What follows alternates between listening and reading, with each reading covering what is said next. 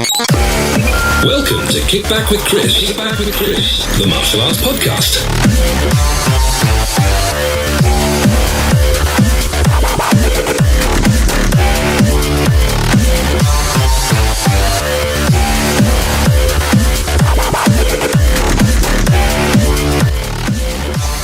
Brought to you by www.mittmaster.com. Hello everybody, welcome to another episode of Kick Back with Chris, the martial arts podcast. I think we're at about, well, looking at the recording list anyway, we're sort of at around about 40 now, which is a little bit bonkers when you consider where has that time gone.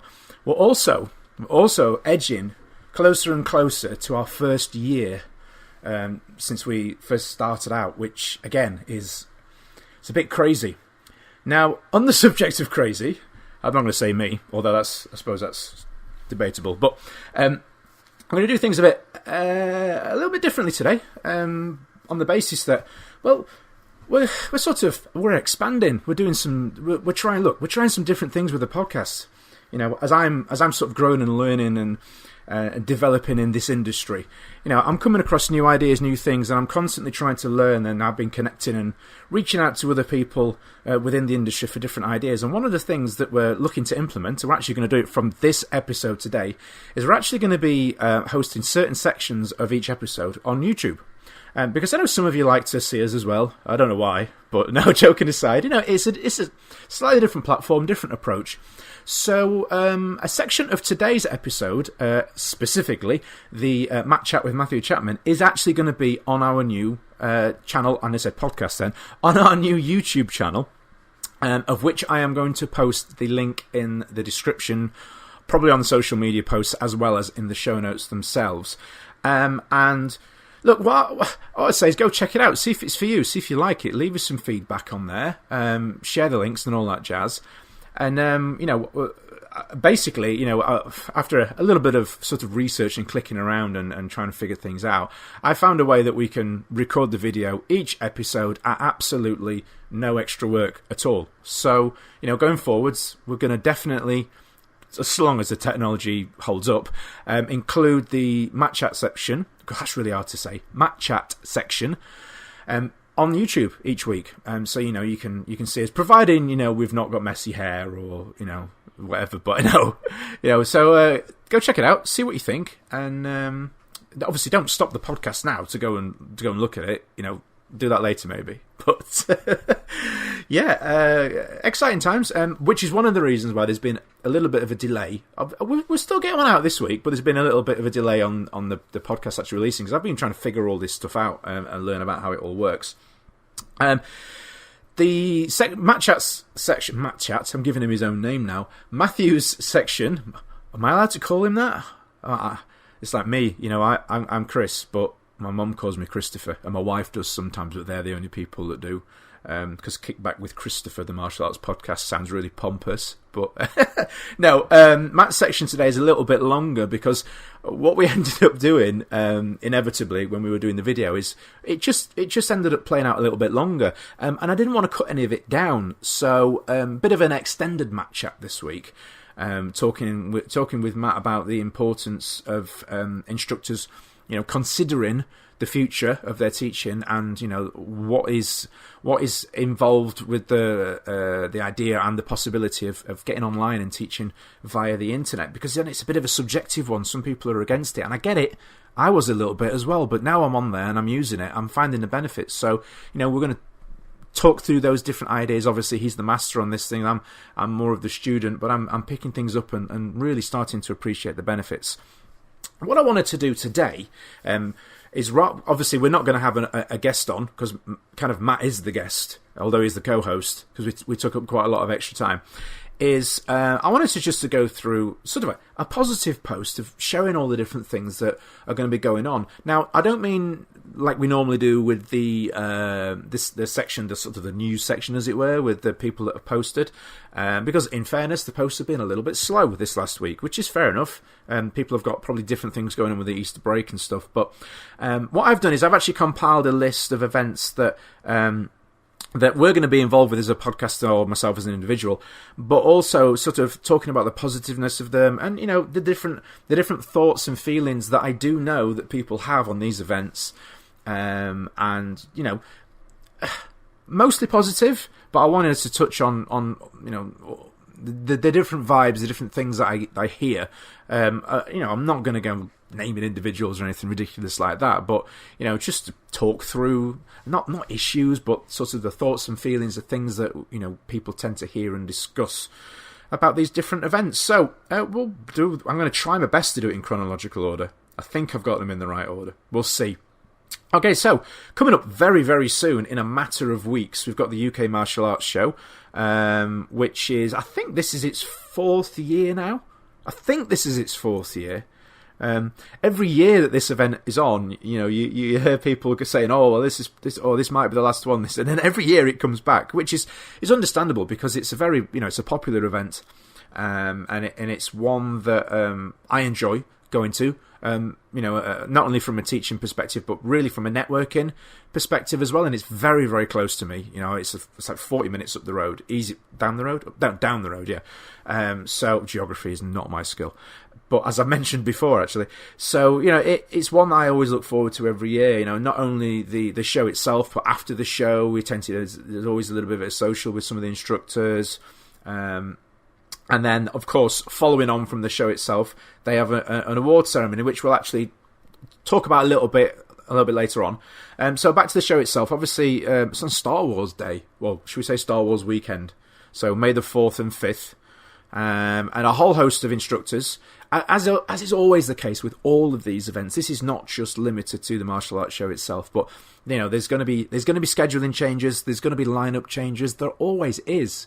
I myself, just a couple of weeks ago, I was booked to be teaching at the Friendly Bunch of Martial Artists training weekend, which I still think's a bit of a weird name. Maybe it's just me, maybe, I don't know. But cool event, cool people involved, obviously. But I had a filming opportunity come up it was a very good opportunity, and I couldn't miss it. Couldn't miss out on it. As much as I know as it was disappointing for the people that were the training event, but I had to put work and my career first.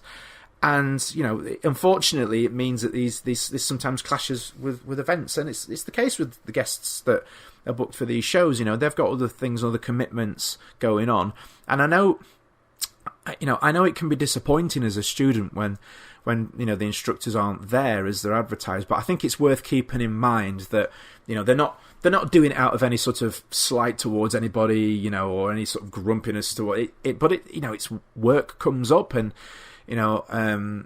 As much as we do enjoy teaching, we've got to prioritise our careers and obviously, or their careers in this case, and the opportunities that are thrown our way. So just keep that in mind. If your favourite martial artist or the person that was, you were really excited to see can't get there, try not to be angry about it. Just try and understand that these things just happen.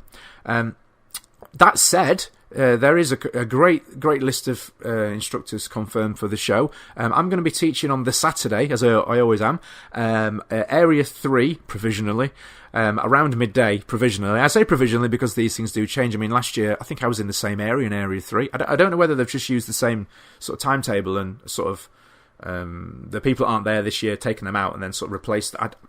I seem to remember being in the same area around the same time last year, but I say provisionally because last year I was in that area at the same time, and I had sort of upwards of 50 people turn up, and they couldn't fit in the area, so I had to very, very I went up and sort of begged and pleaded with Ken Forrest to, please can I use, because he was in the massive area, can I use a section of your area because we can't fit, and he very graciously allowed us to. So big thanks to Ken. So I might be coming asking again, Ken, because I think we're on at the same time again. So just keep a listen out, keep a watch out, and if you're coming along, if you're thinking of coming along to do my workshop, drop me a message. It's always cool to know roughly how many people we've got coming along. And again, as always, you've got people from Thai boxing backgrounds, you've got Wing Chun, we've got BJJ. We've got some new people coming along this year. I believe Mick Shaw, who's a Doncaster-based martial artist, will be there at the event. And if you've not trained with Mick, I do encourage you to go along and take part in his workshops. Fantastic martial artist, incredibly experienced and knowledgeable, and a nice bloke as well. So, if you can get on that, I would really, really encourage you. But, not singling Mick out, there's a whole host of other fantastic martial artists going to be there. Obviously, Zara Fithian's going to be there.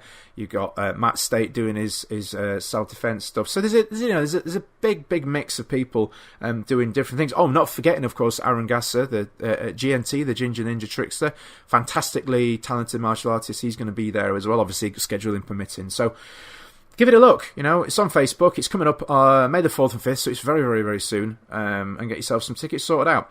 The next one. A good friend of ours, Gordon Bircham's got his Martial Arts Business Builder event going on. It is fantastic new premises in Rugby, and if you've not seen Gordon's new school, it is absolutely colossal. Sorry, that's my phone getting a message. Do you know what? I've done 40 episodes now, and nearly a year, and I still always forget every episode to turn my phone off. There we go, turn it off. So, sorry about that, Gordon. So, the Martial Arts Business Builder event, and I'm just going to bring up my internet browser because I want to check I'm saying that right. The Martial Arts Business Builder Summit. Did I say that? I didn't say summit, did I? 10th and 11th of May. So far, Gordon's listed as a speaker, and there's 2 headliner guests: world-class sales closer and the LinkedIn Queen. I've got a good idea who those people are, but I'm not. Oh, hang on. If you click you see, if you click the faces, the people come up. Now, if you know what I'm like with names, I'm horrific with remembering people's names. So I'm not going to try and say the names because I can't remember. But if you go on mabusinessbuilder.com, that's the website. If you're interested in growing your school, these are the events to get to. Now, I know a lot of people do get a little bit funny about this sort of stuff. Oh, you're selling out if you do that, and blah, blah, blah. Well, you're not. That's just rubbish. That's crap that people that don't really want to be bothered to learn and understand about what these things are about say as like a knee-jerk reaction. What you got to remember is, if you teach a super traditional syllabus with a really hardcore sort of traditional ethos to it, that's fine and dandy. But what you remember is, if nobody knows you exist, why are they going to come along? And learning this business side of it. Look, it's 2019. We've got so much stuff as an industry, and I say industry because that's what we are, as an industry, as a network. We've got so much stuff to compete with that are all doing this promotional stuff, that are all learning about advertising, that are all learning about Facebook, how to use LinkedIn, how to look. If you go along and I've done this, I've gone to these events loads of times, and some of the sales techniques I don't overly like, so I don't use them.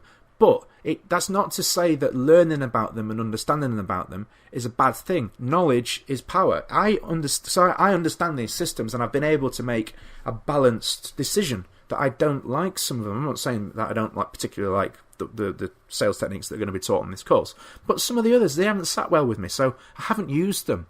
But I've been able to take little bits from them here and there and rework it into something that I feel comfortable with.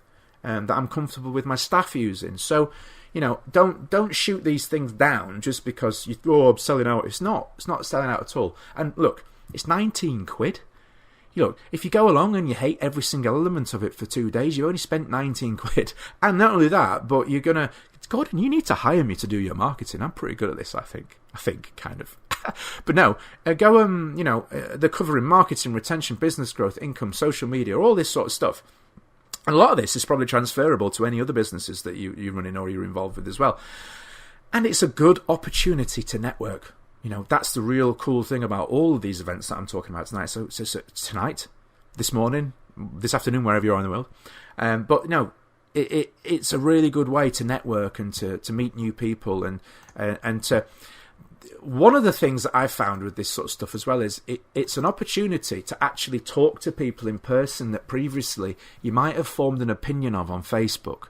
And then you meet them in person and you think, wow, they're not actually that much of a dick, really. So it's a good opportunity for networking, for socialising, for meeting up with these different people as well. So, give it a look. See, I won't leave it too long though, because I know that although Gordon Centre is humongous, the spaces are going to go at 19 quid, which is it's just a bizarrely low price. It's ridiculously cheap. You're talking hundreds of stuff like this normally. Go check it out. The next one is, which is a bit of an announcement actually. We've got the Southwest Martial Arts and Wellbeing Show, which is June the 22nd. I should know where it is, really, shouldn't I? I know it's down. I know it's the Southwest, hence the name. I'm just going to really quickly get the address details up now on Facebook. Southwest Show. If you look for the Southwest Martial Arts and Wellbeing Show 2019, a black and white logo with a kicker comes up. That's their Facebook page. June 22nd, 2019. Doors open at 9:30, close at 4 p.m. Again, subject to any changes. The UWE Exhibition and Conference Centre in Bristol. So, this one looks like a cool one. Now, the announcement as such is that I'm going to be there now. Originally, I wasn't able to commit to it, but due to sort of changing scheduling and a few of the basically long and short of it is, I can be there now.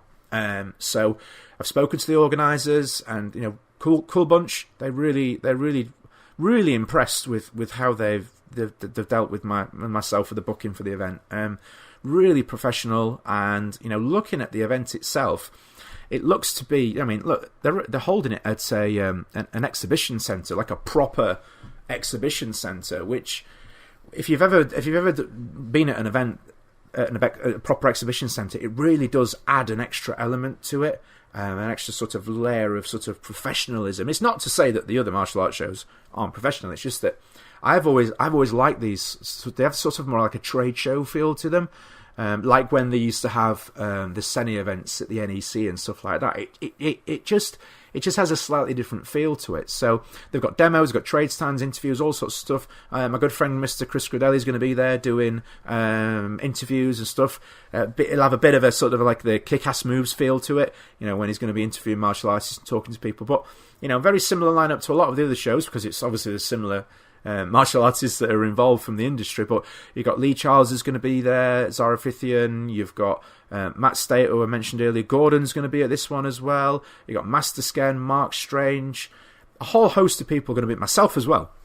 I believe I'm going to be doing 2 workshops throughout the day, and I've agreed with the organisers to work with kids aged 10 up through to adults. It's not just for kids. It is for adults, most definitely. But yeah, so the kids down as young as 10. I'm not going to go any younger than that. Not because I teach kids from 4.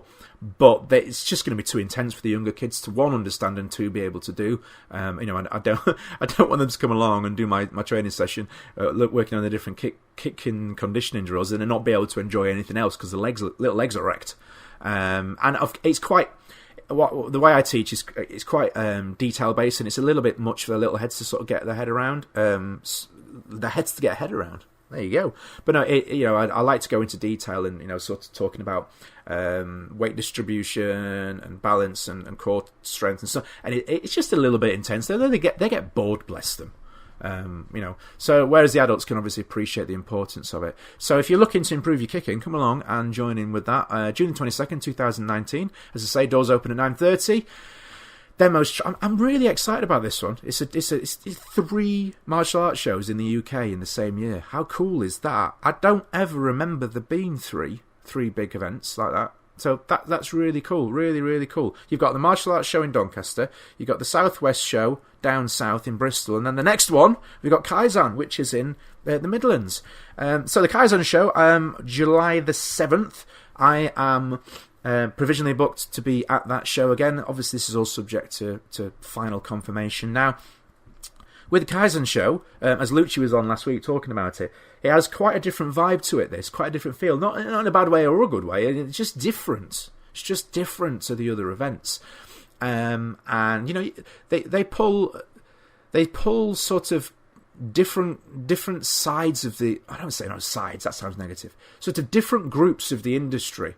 I don't like to sort of sit in any group in particular. I'm just happy training and socialising with the majority of the industry. But there is like these little groups It's just normal with this sort of stuff. So the Kaizen and the martial arts show, while there is some crossover with some of the instructors, they tend to sort of appeal to different groups of within the industry, which is fine, the really good thing is they've got their heads together at least and managed to put them at different times, one in May and one in July. So it means that people wanting to do both realistically, probably could do both. And so that there's not too much of a clash for the people that are wanting to be involved teaching at both. So, I would say it's because the setup with it. They've got a part of it is outside, and then they've got the bigger sports hall area, and then you've got the smaller room sections as well. So it has a little bit of a different feel to a bit of a different vibe to it, which I enjoy. I enjoy being part of. There tends to be a little bit more sort of socializing, social groups that goes on at Kaizen. I found, it's not to say that people don't network and talk at the other events, but I did notice that people were either on the mats training or in like rather sort of bigger groups discussing and chatting, and almost as well. And I noticed this. There were little groups actually training, sort of forming little side groups of training together, using maybe empty matted areas and stuff. And they also have the things like the axe throwing, and I think it says like fire blowing and stuff this year, which is crazy. It's crazy to hear, but I think I know who's going to be doing it as well. And if it is who I think it is, it's going to be really good fun. So get involved. The last thing I'm going to discuss, or the last sort of section I'm going to go through before we go to our longer interview with Matt this week, is the British Martial Arts Awards coming up on November the 16th this year, which is sort of closing out the year. Now I've been to all of these. I think there was one of the Warriors Assemble events that I didn't go to, but obviously brainchild of the late great Tony Pillage, and obviously his wife and the team there as well. And I am personally really glad to see that this event is continuing. Tony's wife, fabulous wife Sarah, who is taking no prisoners on this one. She's going to be running it along with a host of other instructors who've offered up their time and experience to help keep this brilliant event going. And I'm hoping to be there. Not only sort of through my own work as an instructor, and then the film side of things as well, but also now as a podcast host, which is really cool. So there's a whole host of categories that you can nominate people for. I'm just trying to remember the website address now. I'm going to see if I can find it. I think it's BM. All right, what I'm going to do is I'm going to type it in. British, if I can type, Martial Arts Awards. You can probably hear me typing at the same time. Yeah, so it's bma.warriorsassemble.com. Website built by the brilliant Matthew Chapman. Give him a little plug there. He's done a good job on it, actually. So there's information there on how you can nominate, buy tickets, where it is, and it's actually at the let me see here, the Lillishall National Sports and Conferencing Centre. Fantastic event. Fantastic event. Fantastic. Well, it is a fantastic event, but it's also what I was trying to say. Fantastic facilities. It's a bit of a trek for me from North Yorkshire, but it is well worth going. The centre itself is really cool because what you tend to see when you're there, they use this place for training up the young sort of British hopefuls for things like the Olympics and like national athletics and stuff like that. And you got all these youngsters there that they're taking part in their squad training and stuff. And you wake up the morning after the event having had a fun time, shall we say, and you're surrounded by all these kids, all buzzing and full of energy in their England team or their Great Britain team, their tracksuits and stuff, and it's really cool to see. Really, really positive environment to be around. So if you're wanting to nominate, if you go onto the website, there's a nominate button up at the top. which might sound a little bit obvious, but there's a click down section. You can, contribution to British martial arts, unsung hero, media personality of the year, big hint, event of the year, supplier of the year, products of the year, loads of different things. It's really cool. They've gone to the effort to get this set up so people can put in genuine nominations, and you have to put the name of the nominee, email address, reason for nomination, all this sort of stuff. So yeah, it's really cool. Go check it out. Now, what I said I would also mention as well is, if you go back to the first event, the UK Martial Arts Show, they also have their Hall of Fame event at the same time in the evening. It's on the Sunday, if I remember right. And again, it's a great networking event. I know that some people out there have a little bit of a thing against, or about, not necessarily against, just about these awards ceremonies. And look, the thing with it is, whether you're bothered about getting awards or not, they are good networking events. They are really good for networking, because there's a sit down meal format to it, but there's also the opportunity to mingle, to chat. Everybody's in one room together. Last year I went to the Martial Arts Show Awards, and I got to have a really good chat with a couple of instructors, one of which has recently just opened a school a few miles from me. So that was cool. I didn't actually know at the time. I don't know if they knew at the time that they were going to be opening either, but it was nice to sit with them and have that sort of chat with them when we actually recently met up again and had a coffee and discussed business and stuff. And I also got to meet up with Sensei Matt Price as well, who has been teaching in the same area as me for years, and we'd not really had a proper opportunity to have a good chat and stuff. So it was nice to meet up with him and to get chatting and talk martial arts and the local areas. So if you don't agree with the format of the awards, then the positive thing about it is that, well, for you anyway, is that you get this opportunity to network. So perhaps look at it a little bit more like that. One of the things you do sometimes see from people, and this isn't necessarily my opinion, this is what you see from people on Facebook, is you see some people being a bit negative about, well, what have they done to win another award again this year and all that sort of stuff. But I guess what I would say to that is, if you don't like that the fact that they're getting the award, then what does it matter to you, really? If you're happy in what you're doing, just do your thing. If they're happy getting awards every year, let them do it. For me, as I say, I like to go. I don't always go to them all the time because time doesn't allow, but the times that I do go, I do find they are brilliant networking opportunities, and to meet with suppliers to discuss opportunities. I'm one of these events. I did a deal with a supplier, that I still use to this day, and try and look at it from that side, I would say to some people, and get in touch with the organisers. So the British Martial Arts Awards is being organised by Sarah Pillage, and the UK Martial Arts Show Awards is being arranged by Paul Barnett and Mr. Bob Sykes as well. So get in touch with those guys and organise your tickets and stuff, and get along and do some networking, and get an award too if you want to. If you don't, then tell them you don't want to be. I'm sure they'll quite happily take your entry fee for the meal and the table side of things, and not do an award. You don't have to have one. So yeah, go check it out, guys. There's a big list of stuff there to consider. So what we're going to do now is we're going to jump into our chat with Matthew Chapman this week, talking about the benefits of having an online syllabus, amongst other things. And don't forget, you can also check this section out on YouTube as well now. So go check that out, go subscribe and all that stuff, all that cool stuff, and give it a share. And I'll catch up with you on the other side. Brought to you by www.mittmaster.com. All right, guys. So today we have a first video Matt chat. How are you doing today, sir? I'm very good, thank you. I'm chilling out in a hotel in sunny Southend, and it's actually sunny. Look, I've turned it around so you can see that.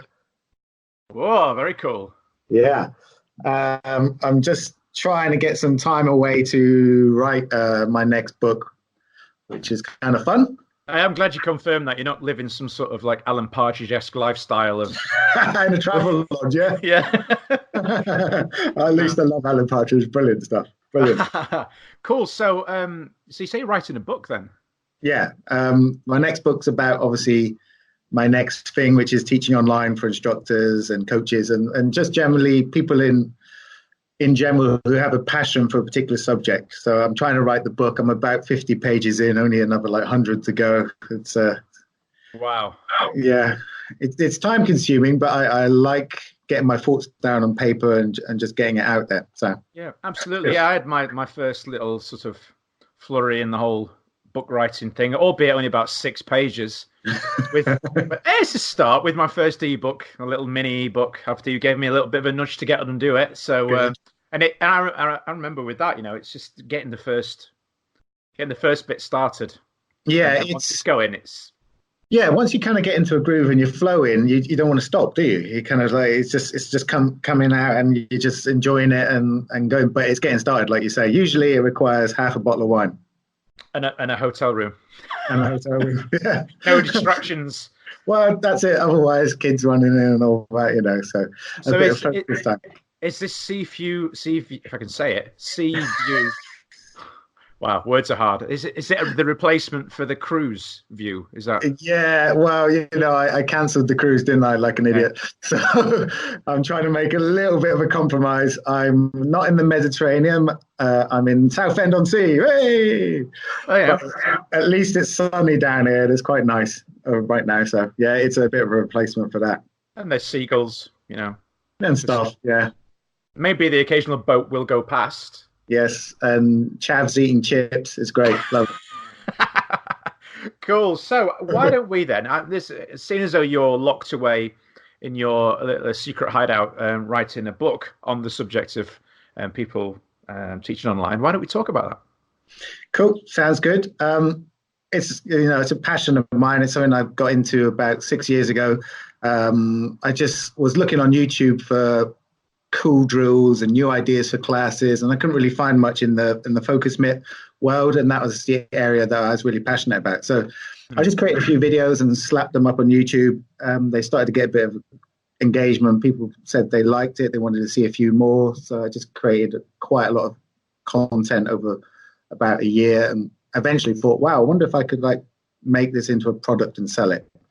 So I put it all together, packaged it all up, launched it, and sold zero. Yeah. Just tumbleweed and nothing, nothing. And that lasted for a year. So it's quite a long time. And I was trying to market it and get it out there. And I don't know what kept me going, but for some reason, probably because martial arts, right? Your persistence, your dedication, you stick with it, you work through the tough times. I just kept pushing it. And then one day I sold my first product. I think it was for like £7.99. And I did a little yay dance of joy and ran around in a circle a little bit.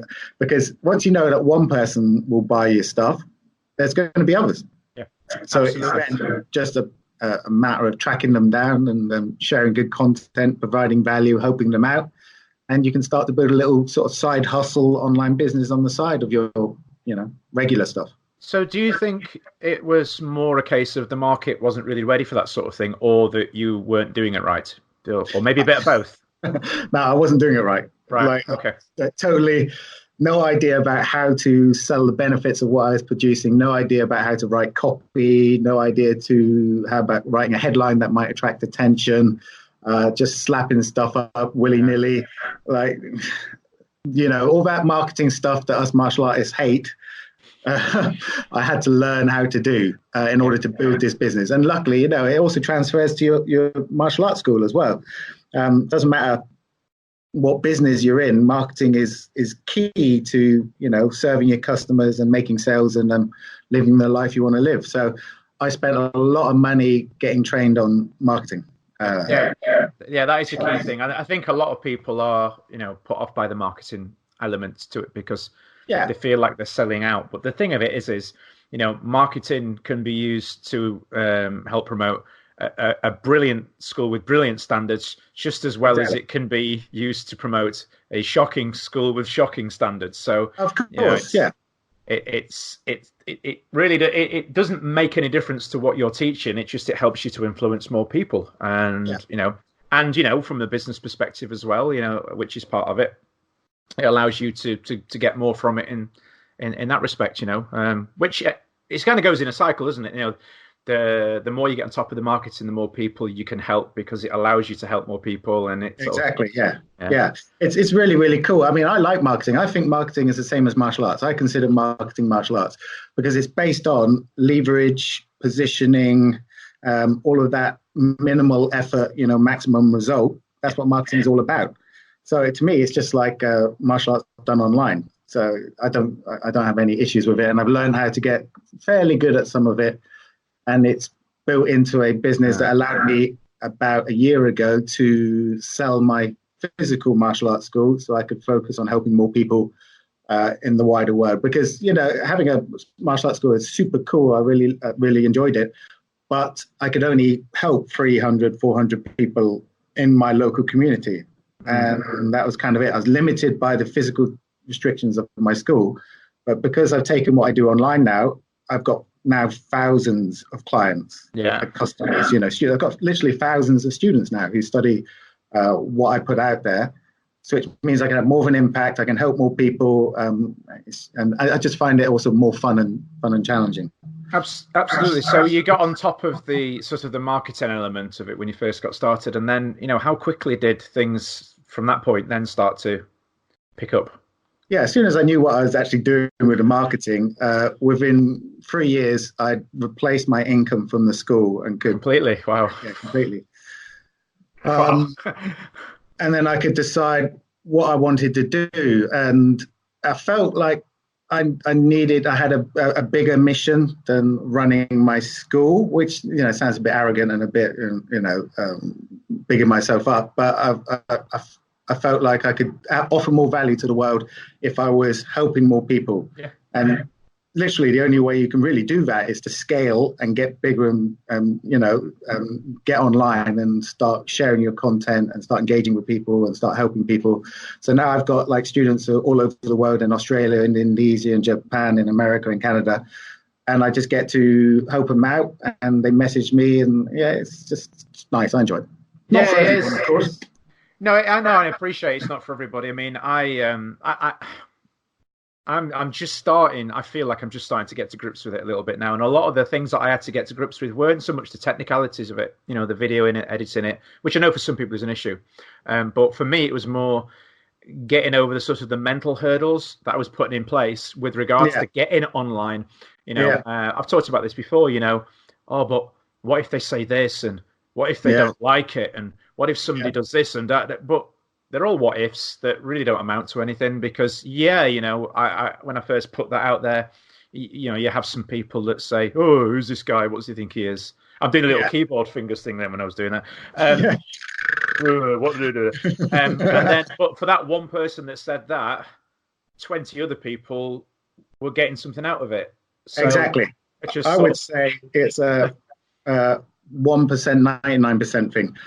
99% of people who see my stuff like it, and then there's 1% who dislike it or are rude about it. And I never focus on them. It's just where you put your attention, right? Why would I focus on the one person who says something offensive?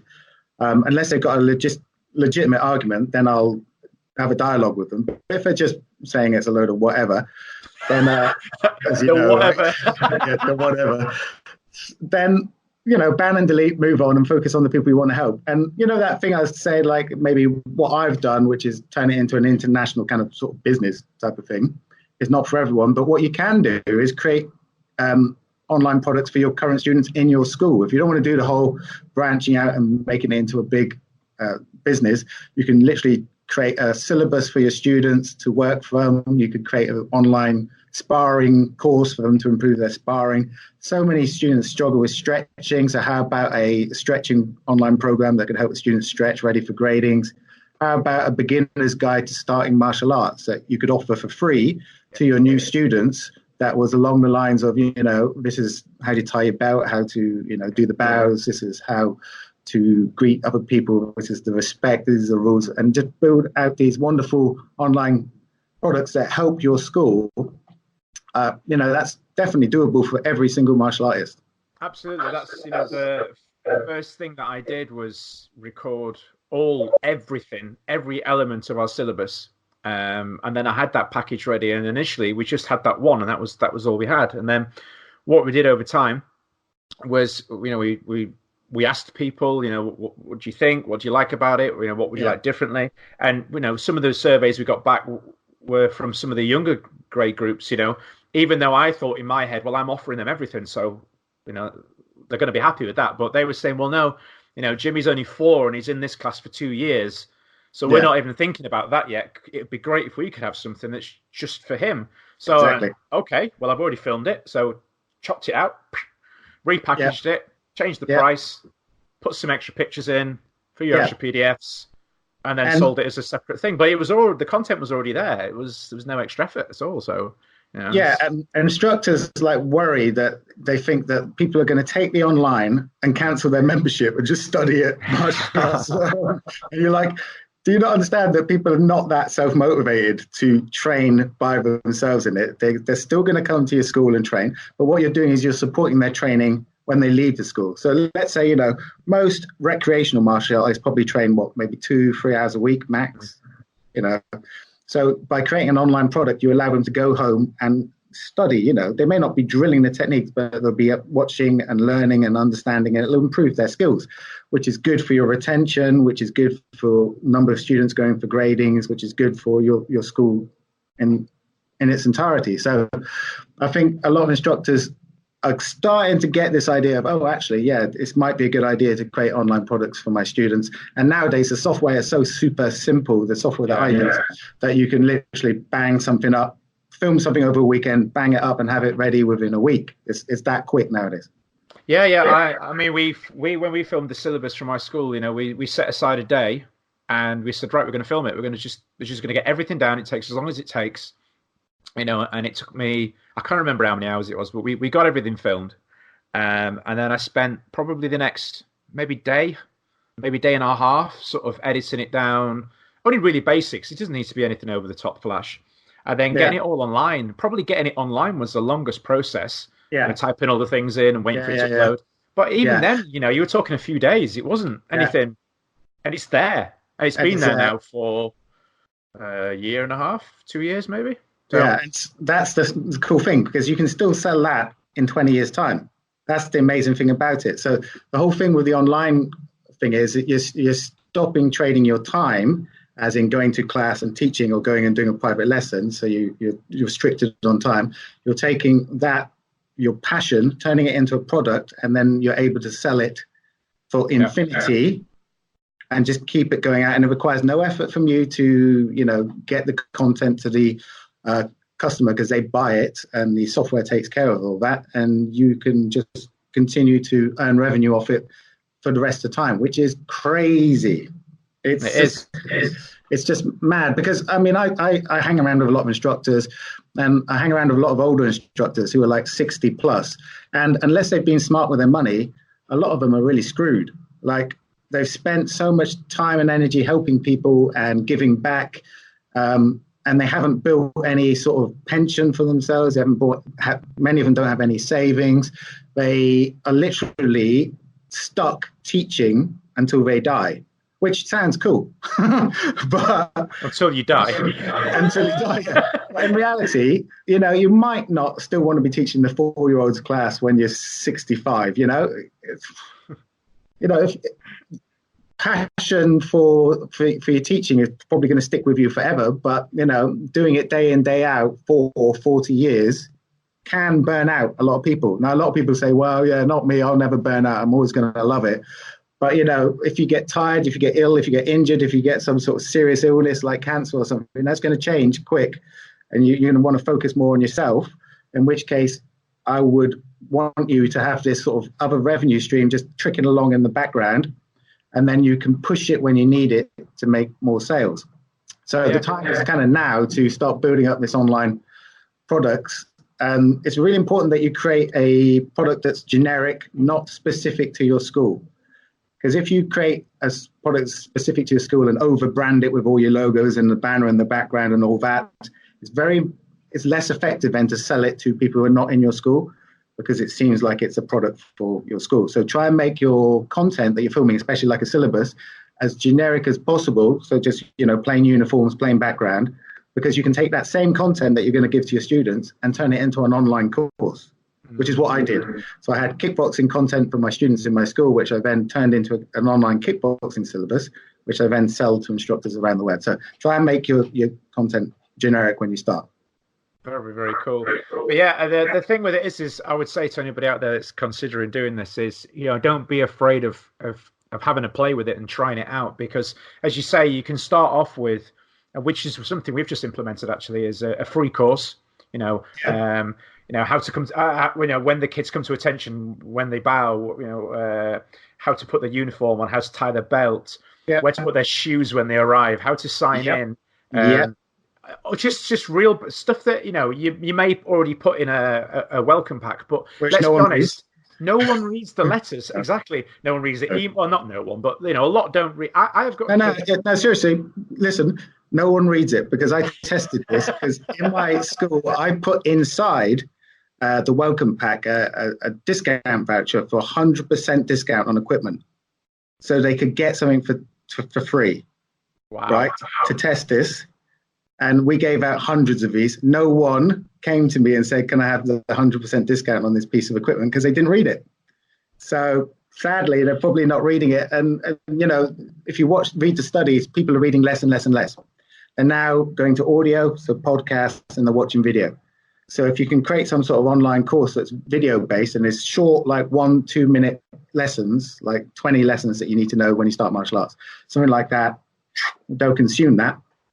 Yeah, and then obviously the really cool thing is you're providing a service, of value there. But looking to the future, there's the possibility with the way these online platforms are set out there's scope there to upsell as well, because you can on the same page you may also be interested in, boom, and then upsell them to a more advanced course or the next level.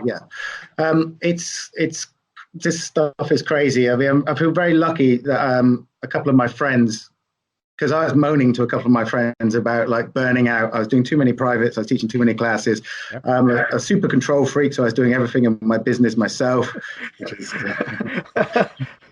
is the common problem of martial arts instructors. And I was like just not enjoying it anymore. Like I used to sit in my car before I'd go into class, and I'd be like almost getting an anxiety attack. Like just I didn't want not to do it anymore, but I just didn't have much left to give because I was too controlling and all of that sort of stuff. And then a friend said to me, well, why don't you just turn your passion for martial arts into a product? And like light bulb ding. So then he helped me out, and I studied, and I spent a lot of money getting trained up in that. And I'm so thankful that I'm one of the first in the UK that I know who has built an online business that supports my family, my life. And now I get to help other people by teaching them how to do the same. Because as you know, once you start to make a bit of money with this online courses, it's like, wow, this is amazing. I can make money when I'm not teaching. I can make money when I'm asleep. And I can create all these cool products based on my 20 or 30 years of experience in martial arts, And here's the thing as well. Again, there's the money thing to some people. And I've been guilty of this in the past as well. You can put this like negative connotation on it and look at it in a negative way. But at the end of the day, which is a phrase I hate, I shouldn't have just said that. I really hate that phrase. But no, I'm going to leave it in. I never said it again then. It's completely up to you what you do with that money once you've made it. So you can put it back into the business. You can put it into another online course. But the really cool thing with what I've done with my online kicking course is it's worked in two ways. One, it's helping to fund this podcast. And secondly, we've taken on a new staff member. Now, has it covered it completely? Has it covered it completely? No. But has it made it more manageable? Yes. Which means now that I'm not having to do as much of the teaching. Yes. Which is one of the reasons why I went into the online teaching in the first place as a Yeah. sort of a fresh way to look at my teaching, because 20 years doing it full time, I'm not quite burnt out, but I'm definitely coming. What more can I do? I need something different. So I did the online training, obviously work with yourself as well, and built it up to a point where I was looking at what we were making, and I was thinking, well, a staff member, that makes sense. So we've got a 16-year-old apprentice that's just come into the business. He's been with me as a student for a very long time. And it's helping to get him started in his career. That's really good. I hadn't actually thought of that. It's a bit stupid. But that would be an excellent use for the 500 extra pounds you make a month, or the extra £1,000 you make a month for your online courses, is to free up more of your time by employing staff in your business. That's really, really good. I like that. I should have done the same, but instead I just ditched the whole thing and focused on the online. But no, I like that. Whatever works for you. I mean, ultimately, I may end up going down that route, but I certainly know that 2 years ago I wouldn't have had that option. Yeah, think about this. The way I set up my online courses with membership sites, it's kind of like a school. It's a recurring income, like someone on direct debit or standing order. What could you do in your business with an extra £500 per month? And I think most martial artists could get to the point where they're making £500 a month in terms of online syllabuses and support materials for their students from their own students, And then if they started to branch out and cover wider martial arts, what could they do with an extra £1,000 a month, or an extra £2,000 a month? Well, if you're starting to make an extra $2,000 to $3,000 a month just on online courses, sales, and products, you start thinking, wow, okay. This could possibly change my life. And that's literally what happened with me. Like from my first year making £0 to then making £7.99 with my first sale, to then bringing in like 250 quid a month, then 500 quid a month, then £3,000 a month, then £5,000 a month, then 10 grand a month. And you start going, holy crap, this is quite, this could change my life, and I could help other people do the same. I see so many martial arts instructors struggling. I had a conversation with a guy recently who's a traditional martial artist who's like, no one wants to learn my stuff anymore. They all want to do MMA. And I'm like, well, that's not necessarily true, because traditional martial arts are still huge throughout the world. But maybe in his local town, he's struggling with finding enough students. But what about if you had an online product that you could advertise and share all over the world? Surely you could attract in, 100, 200, 300 members to your cheap membership site and start building a bit of income and start establishing yourself as an expert in that area. It's doable and possible, because I've done it and you've done it, and other people who have helped build online courses have done it. It's just scaled. Like, how far do you want to push it is the big question. Yeah, and having it online and ready it's or not necessarily even online. I mean, if this particular person had the content filmed and on a hard drive ready to use when the time was right, or when it was right for him, it's there and it's ready, and there's no excuse anymore, really. I mean, where's mine? There's my studio. It's there. It's so easy to do now, and it's once the content's filmed, things go in cycles, don't they? I mean, I remember, I can't even remember which fight it was or when it was, but there was a particular MMA fight where somebody had been throwing some particular kicks, or there's one particular fighter was kicking a lot, and then the next thing I knew, I had people wanting to book me for workshops. Oh, cool. Because this person had been doing the kicks that they generally don't train in. Yeah, and they were landing them and they were making them work, and then they were like, "Oh, well, could you maybe come in and show some of our guys this and that?" And this was it. The pump sidekick one? Was it like the machine gun sidekick? No, it wasn't that one. No, it was before. It was before then. It was before then. But yeah, if the content's there and it's ready for this gen, for example, he might be watching now. The second series of Cobra Kai is about to come out, so that sort of mysticism, sort of karate thing's going to be, that vibe's going to be back in flash fashion, right? Exactly, yeah. So you can take advantage of these trends as they come along by creating your content, and then when it's come back up to the surface, you're there leading the pack. And this is one of the things I've been talking a lot on social media about. I honestly believe in the next 10 years, all martial arts instructors and schools are going to have online programs. So the advantage is if you can get in it now and own the headspace around a particular subject, like you're known for online kicking. So, if people are thinking of online kicking in the UK and hopefully in the world, they're going to check out your product. I'm known for pad training. So, if people want to see loads of different pad drills, they're going to come to me. If you can get into people's heads as the expert in a particular field, you can just run with it, and it's very hard for people to catch up with you because you're just way ahead.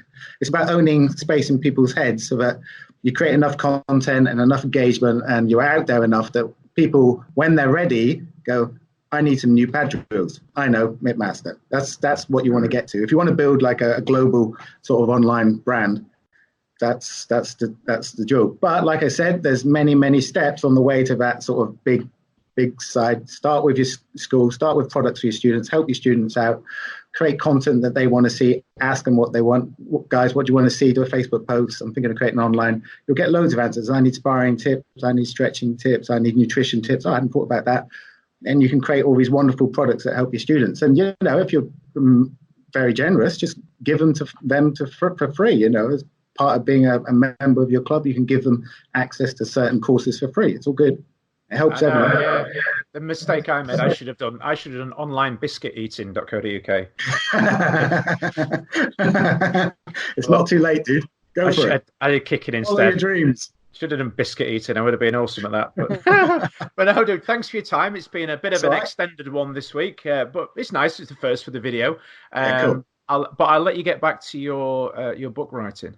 Thank you very much. It's slow and painful, but it's another way, like we've been talking about, is of sealing your legacy. I think, like as an instructor, we think of our students as our legacy as we pass down generations, but they don't necessarily do what you've taught them to do. They do their interpretation of it. So systems get watered down through the generations, don't they? Mm-hmm. Or maybe not even watered down, just changed through natural selection, people modifying things, changing things. So part of the legacy building is creating online courses because they stay the same forever, and writing books because that's another way of sharing your message with the world. 1 second. No, he's off. So I'm in my office and I have all my books. Yes. Who's this chap on the back? Look how much hair I had. I had hair then. I was less stressed. No, you're right. It's very true. I've got Gordon's books there as well, and various other people's. What else we got? Dave Kovar's books. You're right. These people now. It's written down. It's there forever, isn't it? And it stays around forever, and it's your gift to like future students and to the martial arts world. Imagine if we could watch like Gichin Funakoshi throughout his journey to becoming who he was, and watch Bruce Lee. We've got a bit on Bruce Lee, but watch Bruce Lee properly all the way through. So now modern martial artists, the next generation of those elite levels, are going to be able to record themselves from when they started at 5 all the way up to they're reaching their peak, 30s, 40s, and 50s. It's going to be fantastic. Wow, good. Yeah, good way to finish that. Well, thank you for your time, and thank you, mate. Enjoy your work trip. I'll try. I think I'm going to have a little nap now. I'm tired. All this talking. Hard cool. life. All right. Hard life, isn't it, this? Hey, very much so. Right, thanks you do it, and we'll speak next time. See you, mate. Bye. You're listening to Kick Back with Chris, the martial arts podcast, brought to you by www.onlinekicking.co.uk.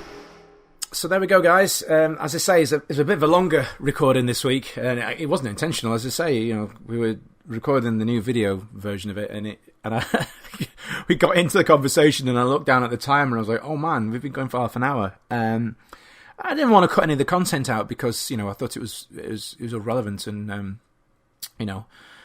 these sort of more informal chats, there's some good content comes up, and I wanted to share it with you guys in its entirety as well. So, obviously you've listened to it on the podcast, I would assume, unless you've paused the podcast to go away to watch it on video to come back and carry on the podcast, which is a lot of hard work, but you may have done that. I don't know. But yeah, if you think that content is good for somebody, or you're interested in the option to be able to sort of pop back on and watch just those sections from time to time, If you go along to the link that will be in the show notes and the social media post with regards to our new YouTube channel, then you'll be able to find all that content on there. Now, as I get to grips with this whole YouTube thing, because YouTube do not make it easy for creators to use their system. Sorry if you're from YouTube and you're listening to this. Highly doubt that, but anyway.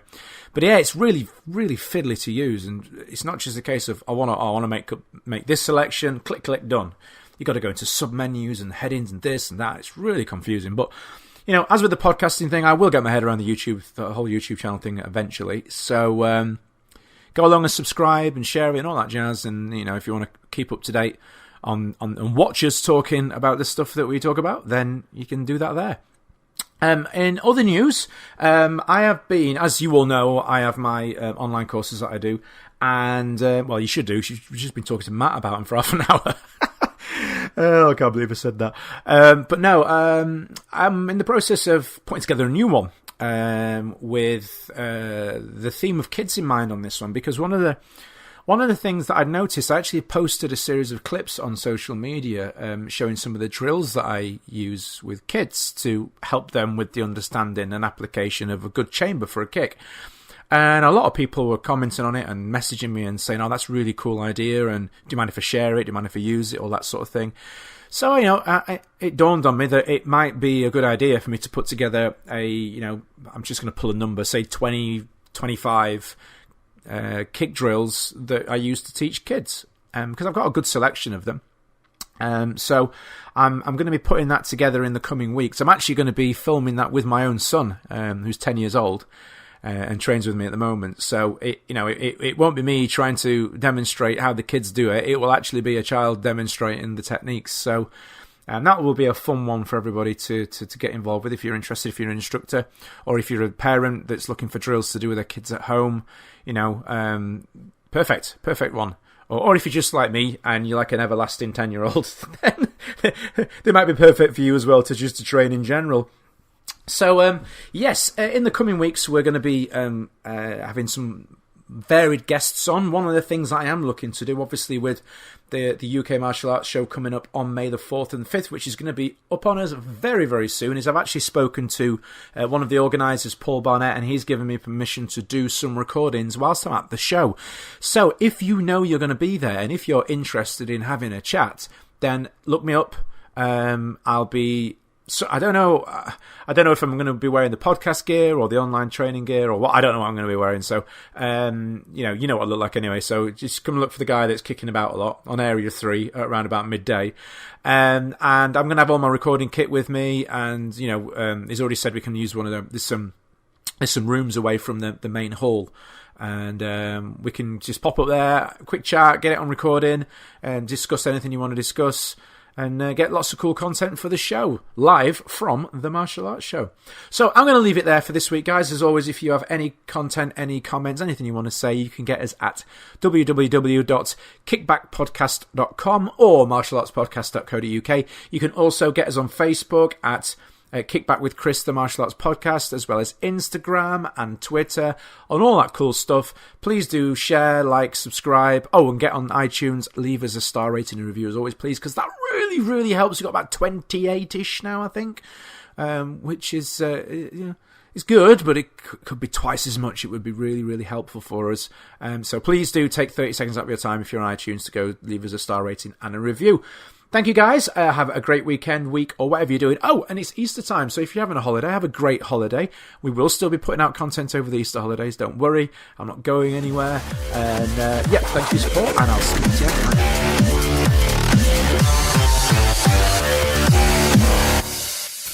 time. Enjoy our podcast? Please remember to subscribe, rate, and review Kickback with Chris on iTunes today.